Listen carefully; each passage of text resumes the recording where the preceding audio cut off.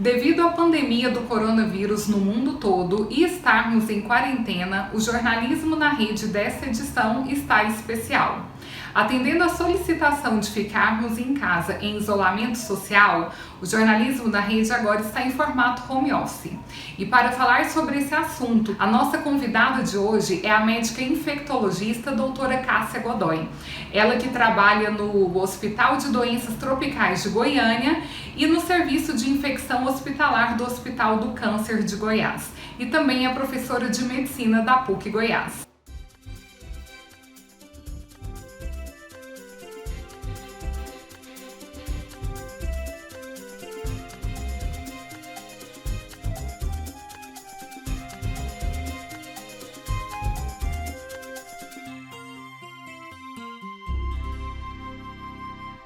Doutora Cássia, seja bem-vinda.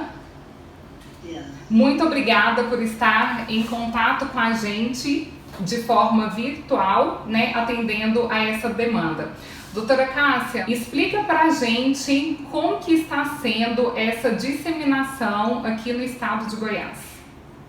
No estado de Goiás, né? Como em todo o mundo, a disseminação do vírus se dá por via respiratória, através de gotículas e às vezes formação de aerossóis, que são gotículas bem menores, né? Que podem ficar em suspensão, essas partículas podem ficar em suspensão no ar e ser inaladas.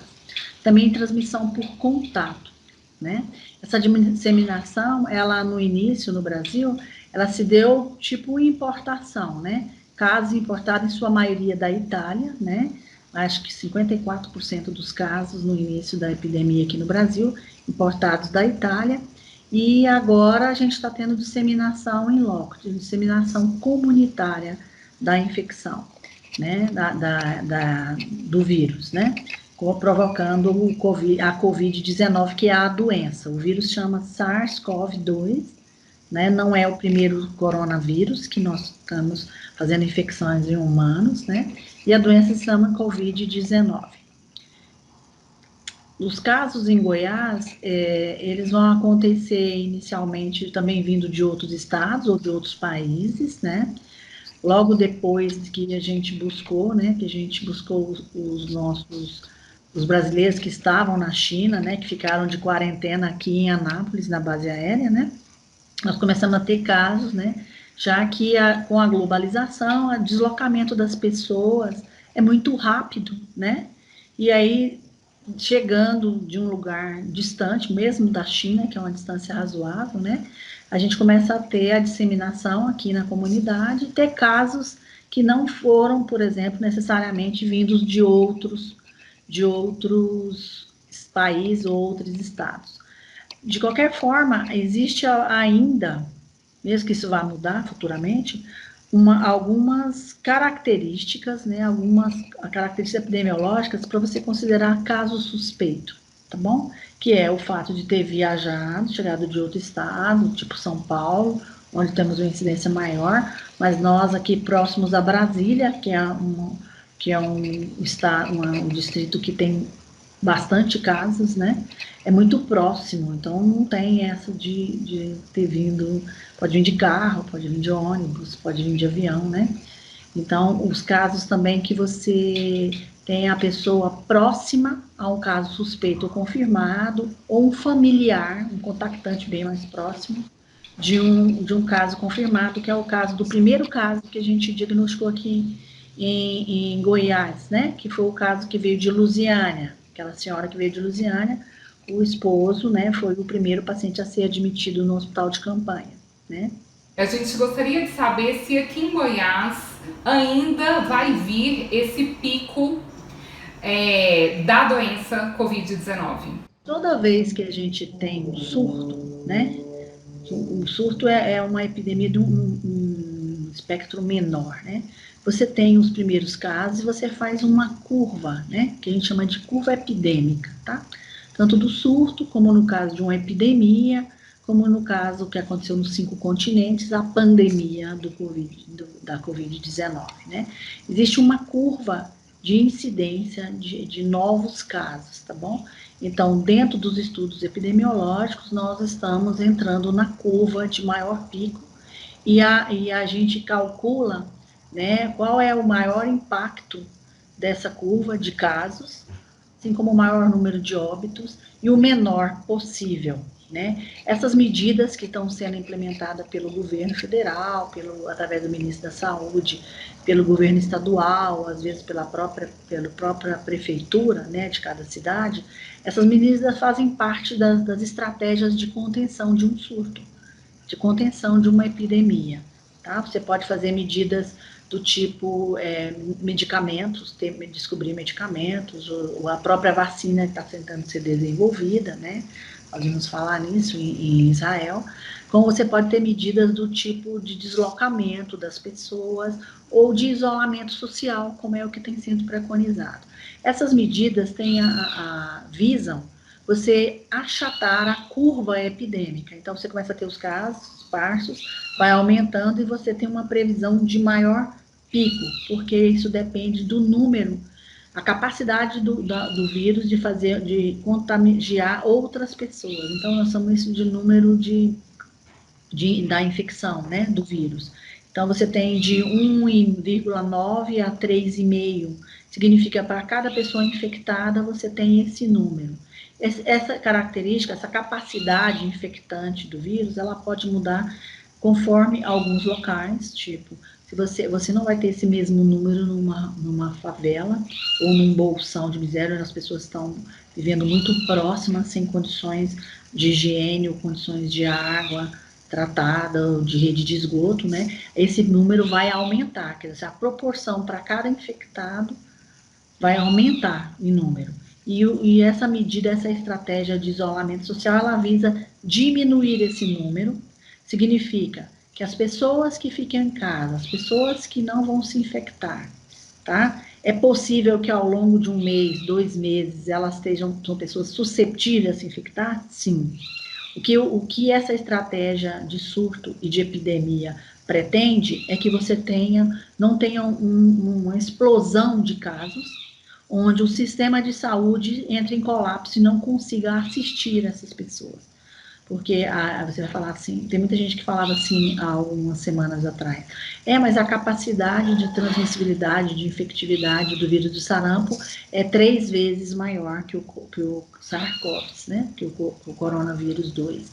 Né? Só que você vai ter que ver também qual é a sua população. Então, a doença pode ter um comportamento X numa população mais idosa, pode dizer assim, o motivo de que a Itália teve muito mais mortes pode ser pelo perfil da população, ou pelo clima, algumas pessoas colocam isso. Realmente, existe essa variação conforme o clima, o tamanho da população, as distâncias entre a população. Isso vai estar explicado lá no Ebola, né? O Ebola já existe na África há uns 70 anos ou mais. Por que não fazia uma epidemia igual fez há alguns anos? Porque as comunidades infectadas ficavam distantes, o acesso era distante. Hoje, com a globalização, o Brasil entra no rol de todos os outros países do mundo, onde o deslocamento é muito rápido e a aproximação entre as pessoas é muito fácil, né? Então, esse número, ele tem essa média por isso.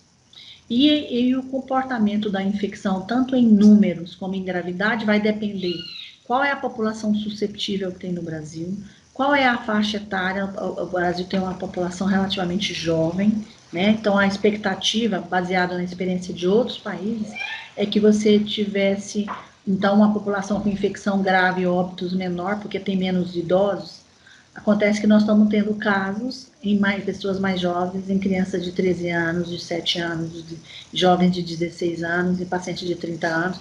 Então, quer dizer assim, talvez não seja uma coisa muito precisa isso, e possa ter um comportamento diferente aqui no Brasil, ou em determinados estados, onde, por exemplo, assim, o Amazonas, como é que é a distância entre os lugares na Amazônia é diferente da proximidade entre as cidades e o índice de populacional de cada cidade, como é o caso de São Paulo, por exemplo, né? Então, vão ter comportamentos diferentes, provavelmente, por o Brasil ter um território tão extenso, tão vasto. Então, depende também das regiões, né? Da localização para disseminação. A infecção, o número de casos, a gravidade dos casos, as pessoas que vão ser acometidas depende de vários fatores. Então, essa previsão que se faz de curva epidêmica, ela é indiscutível, tá? E ela pode ser mudada com as medidas que os governantes tomam, principalmente os governantes que vão estar respaldados, apoiados por pessoas especialistas, no caso, os epidemiologistas, né, os profissionais da área da saúde, que vão poder repassar a realidade dos casos graves que vão estar acontecendo nas unidades. Né? Essa parece ser uma preocupação do governo do nosso estado. Né? A gente se sente um pouquinho, né? A gente fica todo mundo muito assustado, se sente um pouquinho mais seguro quando existe uma coordenação ou alguém que determine e que tome uma posição de ouvir a saúde e ouvir a ciência, né? E que possa passar suas estratégias de diminuição do surto, de contenção do surto, né? Baseado nesses fatos que são reais, né? Porque as pessoas, muitas vezes, o leigo, ele questiona, né, a informação epidemiológica. Então, ela não é questionável. O que se questiona é os números exatos, né? O comportamento exato da epidemia. Então, essas medidas visam achatar a curva epidemiológica. Significa, se mesmo que a gente venha ter muitas pessoas contaminadas, se consiga fazer com que elas se contaminem de maneira temporalmente, com intervalos que a gente possa, o sistema de saúde possa atender essas pessoas, tá bom? Então, se a gente tiver uma explosão de infecção, nós vamos ter um aumento muito exorbitante de casos graves, de pessoas que vão precisar da assistência em unidade de terapia intensiva, na unidade hospitalar, muitas vezes com ventilação mecânica, né? E aí que é extremamente importante que quem administra, que quem governa, faça essa previsão baseada na ciência.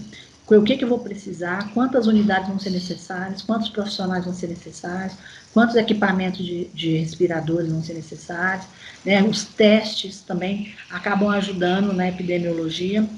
A gente vai ver o exemplo da Alemanha e alguns outros países europeus que começaram a testar as pessoas mesmo assintomáticas próximas aos casos, tentando rastrear quem podia estar transmitindo e podendo isolar essas pessoas individualmente. Né? Para fazer esse tipo de controle com os exames, você precisa ter dinheiro, primeiro, né?